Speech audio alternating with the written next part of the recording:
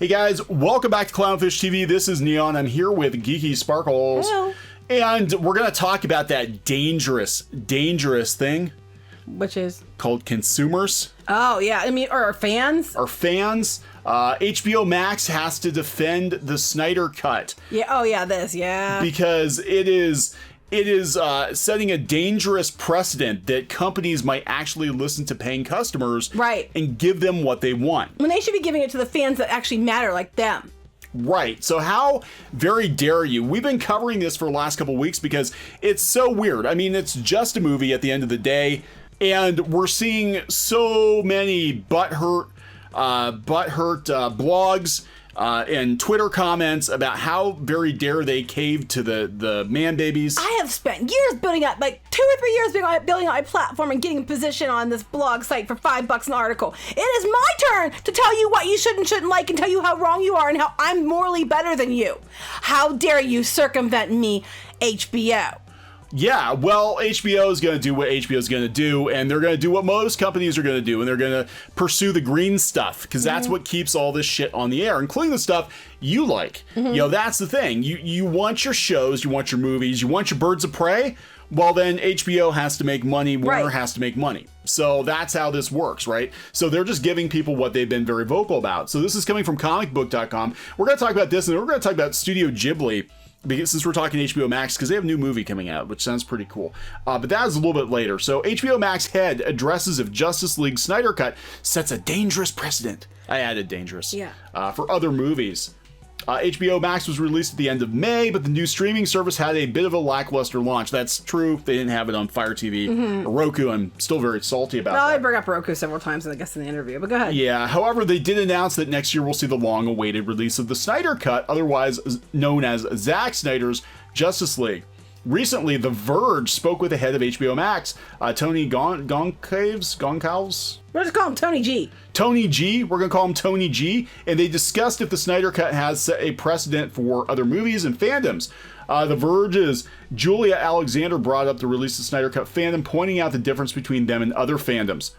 Okay. So this is really interesting. They're talking about Roku. We just talked about Roku. This is coming from The Verge, and they said, "Are you just going to hold out until the Snyder Cut hits, and then an army of DC fans are like, I want this on my Roku," and that they have to cave because that's what happened with Fox and the Super Bowl. At some point, Fox just had to cave and give Roku subscribers a Super Bowl. Are you saying eventually the demand is going to be so high that Roku is just going to have to cave? And this is where they talk about the Snyder Cut. This is where he talks about it. I don't know if caving is actually the way to think about it. I think the consumer wins at the end of the day. And I think we put together a product offering that has multiple Snyder Cuts. He gets cut off. Is that a positive or negative that there's multiple Snyder Cuts? The reference to the Snyder Cut is that it's a passionate fandom. There's a passionate fandom around Friends. There's a passionate fandom around Harry Potter. There's a passionate fandom around, I mean, you can name it on that platform. DC, Crunchyroll, Ghibli. Now, this is where The Verge starts. Warner, the media is not your friends. The media is not your friends. Have you learned nothing from Joker? There is a difference, though, between the fandom around the Snyder Cut, which has targeted a lot of directors who have worked with Warner Brothers, has targeted groups on Twitter. And although there's positives of that fandom, there are a lot of overwhelming negatives, which many smart critics have written. Smart critics! Many of my friends and myself have written about. My echo chamber has written about. I noticed that they left the smarm out of the comicbook.com article. Yeah, that's why I said go to the original. Yeah, there's a difference between that fandom and a Friends or Harry Potter fandom, which hasn't necessarily gone out of their way for 3 years to demand certain things in the kind of way that the Snyder Cut they have. has. Harry Potter people have. They demanded all kinds of stuff till stuff was changed before. That's true. I have no dog in this fight, but I looking at it from an outsider, I don't see what the big deal is, and I think that they're making it out way worse than it is. He tells them to BTFO. Good. Watch this. I wonder. Well, you missed the rest of her comment. Oh. And I wonder if you worry about all the precedent that sets, because right after that came out, we're going to get an Ayer cut for Suicide Squad, a David Ayer cut. And I genuinely wonder if that was something that Warner Media took into consideration. What's the precedent that this sets? Basically, we don't want to keep getting you toxic man cuts of movies. Toxic man cuts. He's telling her to BTFO. Look, definitely not a precedent. And you're right, there's different types of fandoms. There's the fandom you described, and there are other fandoms. My reference to fandoms is the fact that we're in a space where consumers are loud, consumers guide, and consumers spend money. Yep, we absolutely have to listen as an industry. I had a boss that once said, industry and consumers aren't always aligned, but consumers do tend to win. It's a fine balance. And I think when it comes to video, when it comes to entertainment, when it comes to content, consumers have never had more choice and they've never had more of a voice. Sonic. Yep, but that doesn't mean that we will go and invest our dollars in every single fandom that exists. Look, the Snyder Cut people, whether or not you agree with it, they put their money where their mouths were. They, and you can argue that maybe they were overzealous or whatever, but they're taking out billboards, they're, flying planes with banners. Yeah. They've got the cast on board with it. And again, you always take extremists of any movement. Anybody can use a hashtag and say they're part of a fandom. Right, like I was saying, you cannot paint everyone with a broad brush because of the bad actions of extremists. And that goes on both sides, as I said repeatedly. There are extremists every bit on the far, I'll use right and left because that's what it all comes down to at the end of the day. I would just say the far sides of fandom on both sides, there are extremists. And that's the way it is. Yeah. But they want to go where the money is, and Sonic, I think Sonic is a catalyst for all of this. I think between Sonic and Joker, those were Joker too. Yeah, those were two movies that one we saw with Sonic that if the fans are loud enough and they're basically like, if you fix this, we will come. And they did. And two, we saw it with the Joker because the media, just like this journalist, tried to jump Warner Brothers and tell them... They tried to shut it down. Yeah, they basically, you have a moral responsibility to not listen to these people. Well, they told the fans that, too. Anybody who were going to go to that movie, if you read their blogs, well, you shouldn't go see this movie because it's this, that, and everything else. Whether it was or wasn't, doesn't matter, and a lot of times it wasn't what they said. But you shouldn't go see it because you're setting a dangerous precedent. They said that stuff then about Joker. Yeah. And then people went... They're just pissed. They're just pissed because they're not the ones telling everybody what to think anymore. No one's consulting with them for what they should or shouldn't think, and they're pissed. I spent a good amount of time getting myself this position on this blog. Damn it. Yeah. Blue check. That is exactly what this is, and this is another instance of Warner Brothers being ambushed by these journalists trying to tell them that they have a moral responsibility. Just the comment up here about what's the smart critics. Basically, if you didn't write what they agreed to, you weren't a smart critic. Only the smart critics who are the ones who side with me. They're the smart ones. Well, I could say only the smart critics sided with me too. I mean, everybody's perspective. The ones that agree with you are the smart ones. I'm like, God, I thought you were a professional. Confirmation bias, basically. I thought you were a pro. And everybody's guilty of it. But yeah, it's like, that's what I'm saying. Everybody's going to look at it from their own perspective. Yeah, Friends fandom, we have to listen to consumers. Consumers are speaking and we have to listen. Yep.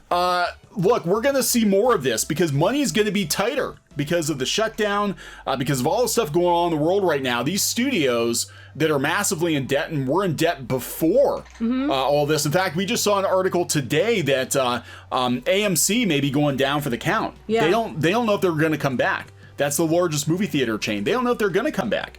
So you better start, if you're going direct to consumer, you're going to have to start listening to the consumer. And I've heard rumors that they were, Warner Brothers canceled the 5G reboot of DC Comics. So it seems like in terms of DC, maybe they are listening to the consumers because they want that money. Well, it could be. It's interesting to the next sentence. It doesn't mean that we're going to go redo every movie ever made. Why aren't you? Because Disney's just taking a live action movie of every animation they've ever made. They keep rebooting every damn show ever and then ruining it. I mean, so how come it's okay? So here's my thing. How come it's okay? They have no problem with people releasing different cuts or releasing different versions of movies they want. She-Ra's lauded for being so amazing and wonderful because it's so diverse. Even though the whole entire cast was writers from women, it's diversity, and that's okay. That's okay because it's them. But doesn't mean but they're mad because they aren't remaking it the way they want them to. They're mad because there's discussion about a director's cut of Suicide Squad and not Birds of Prey. Honestly, I think that's what a lot of this is. Problematic Harley Quinn in her shorty shorts, even though she looked just like she did in the comic books. And that costume was designed by a woman. Yes, but we can't. Well, so was She-Ra's look. But, continue. It's problematic. It's problematic. Well, there's not. Mostly they talk about different they were just talking about different features of it. But let's go back to comicbook.com. So comicbook.com, it's interesting. You go back to the article and they didn't ad lib. They basically just they didn't put all the smarm. Yeah, they toned the smarm down, yeah. So I have to wonder, after what happened to Newsarama, again, when consumers are speaking and dollars are speaking, are these comic book sites gonna start coming back down to earth a little bit? They might have to. They want to stay in business. And stop with all the hot takes. So that'll be really interesting. There you go, HBO Max. They're just like, hey, we're just listening to fans. That's all we're doing. Right, that's what we're doing. But speaking of comicbook.com, they announced that Studio Ghibli is releasing a new movie. Now, it's coming this winter to Japanese TV, but I have to wonder if it's not going to make its way on the HBO Max eventually. I do have to correct them. It's not Dianna Wynne Jones. It's Dianna Wynne Jones. I know this because Houseman and Castle is my favorite book ever, and I have multiple copies, and it's not Dianna Wynne Jones. I have to fix that. That's a Wine Mom version. Yeah, Dianna that's not the author. But go ahead, you can tell. Karen Wynne Jones. Yeah, Karen Wynne Jones. Yeah, it's not Wynne Jones. It's so anyway, not spelled that way anyway. Yeah, so it's Hayao Miyazaki and Goro Miyazaki are working together. Now, I'm torn because his son did Tales from Earthsea, and I was kind of like, eh. But it is another Dianna Wynne Jones movie. I hope they don't diverge from the book as much as they did with Houseman and Castle. I like Houseman and Castle a lot. I like it for what it is, but if you read the book is better and it's very different. I love them both for what they are, but not as a version of. Does that make sense? Yeah. Who's Goto Miyazaki? What? Who's Dianna Wynne Jones? And I'm sorry, I want to, because I actually like, this is Megan Peters. I actually like her. I think she's pretty solid. But I think they're slamming articles out here. Yeah, just go fix those things, please. Yeah, please go fix those. No, I do it all the time. I can't say anything. I do it all the time, too. But yeah, they're doing a movie based on Earwig and the Witch. They're going to call it Aya and the Witch. The movie will be broadcast on TV this winter rather than theaters, because we don't know if we're going to have any. That's true. We don't know if we're going to have any theaters. There's no word if the distribution method was planned all along. Probably not. Probably the COVID outbreak pushed them to consider it. But yeah, I have to wonder if they're not going to push that over on HBO Max eventually, if that's where it's going to go. Well, I'm wondering, because they have all the other Ghibli stuff. Oh, this is where I'm concerned. Oh, I didn't want to hear this. This movie will also break new ground for Studio Ghibli, as it will be entirely 3D CG. Oh, no. Don't do it! Don't do it! God. You know what, though? Maybe they'll find a way to make it better, even though I would rather have seen them go... No, I don't think so either.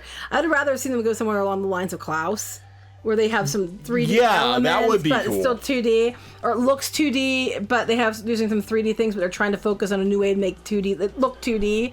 That would be cool. So there is that option that maybe they're trying to do something like Klaus. If it was something like Klaus, I could see it, but don't go full 3D CG. Just don't do it.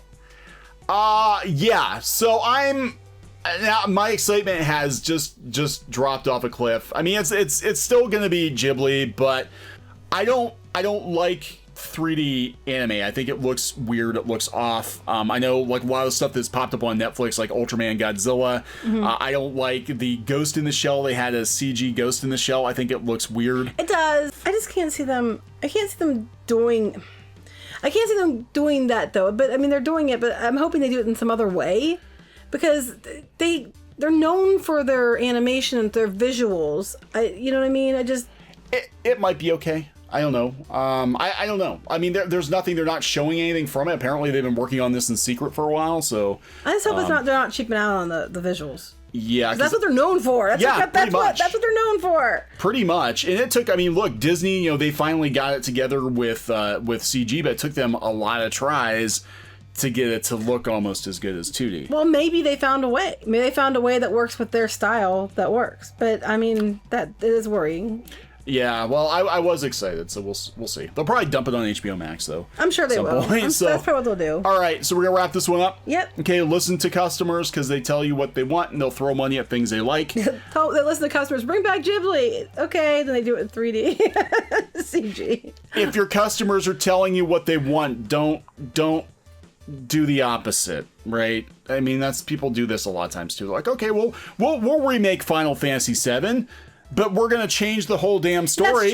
That's true. You know, I know you've been asking for it for like 15 years, but we're gonna bring Final Fantasy VII back, but we're gonna change the whole damn story. There you go, guys. It's not going to be a straight up remake. Oopsie doopsie. You wanted like a legit remake? Right, yeah. See, as I said, listen to the customers and stop being deliberately obtuse. All right.